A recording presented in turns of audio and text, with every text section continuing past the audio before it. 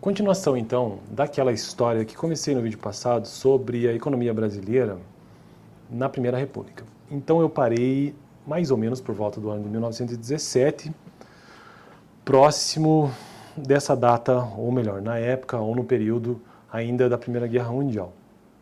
E aí havia um problema com os alemães, com situação de estoque em Santos. Vou até repetir esse último parágrafo do último vídeo para poder contextualizar um pouco aqui. Como a utilização dos navios não era tecnicamente possível, o problema da disposição ordenada da safra de 1917 permanecia dramático. Em julho, os estoques em Santos saltaram para 6 milhões de sacas, porque havia um problema diplomático com a Alemanha naquele momento, contra 1 milhão em meados do ano anterior, ou seja, 6 vezes mais, né? E o sistema bancário era absolutamente incapaz de congelar suas carteiras de empréstimos para financiar o carregamento desses estoques. A solução natural foi uma nova emissão de notas inconversíveis para financiar a compra da safra e reforçar a caixa do Banco do Brasil.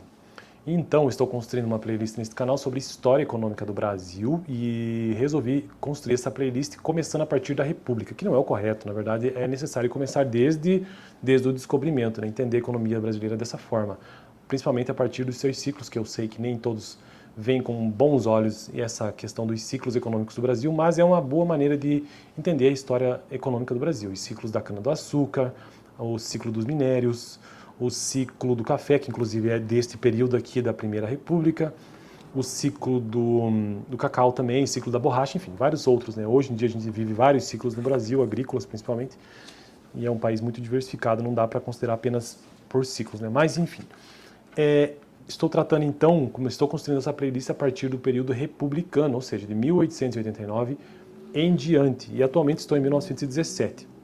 O livro-texto base que eu estou utilizando é A Ordem do Progresso, que conta exatamente a partir da República. E aí, a Primeira República é conhecida até 1930, é tida esse nome de Primeira República. E aí houve uma era de ouro.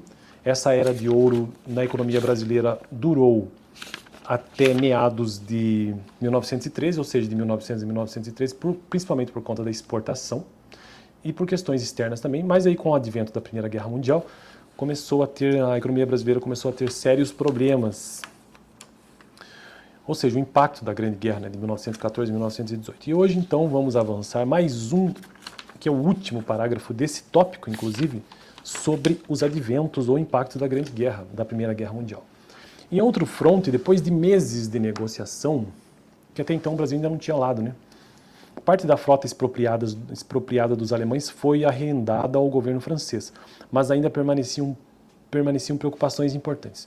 Por um lado, a grande erosão dos salários reais provocada pela alta dos preços dos alimentos levou à primeira onda de greves e manifestações operárias na história do Brasil, sublinhando as profundas transformações em processo na estrutura social das grandes cidades brasileiras. Então vejo que já nessa época aqui, inflação sempre foi um problema brasileiro, crônico. Por outro lado, ao longo da primeira metade de 1918, voltavam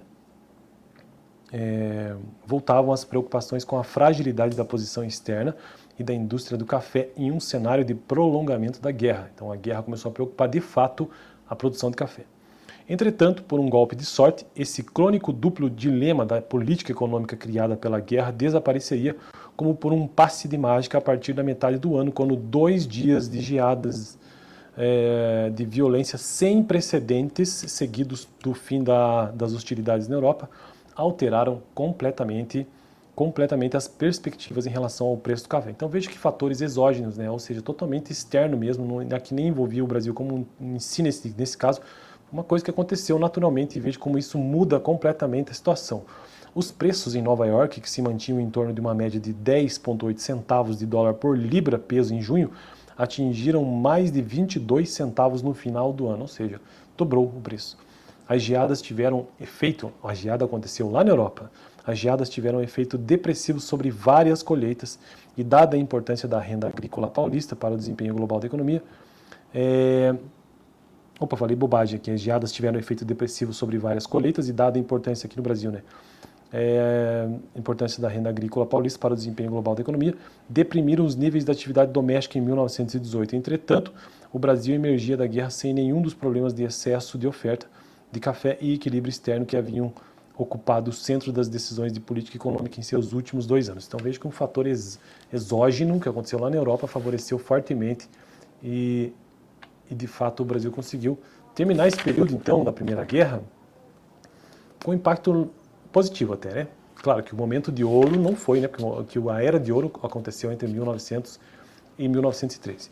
Bom, no próximo vídeo então já começa um próximo tópico, dando continuidade nessa história, que é o boom e a recessão do pós-guerra, ou seja, entre 1919 e 1922. No vídeo anterior, a parte anterior a essa história, né? Como que o Brasil teve esse problema aí diplomático com a Alemanha. Vou deixar aqui no final, beleza?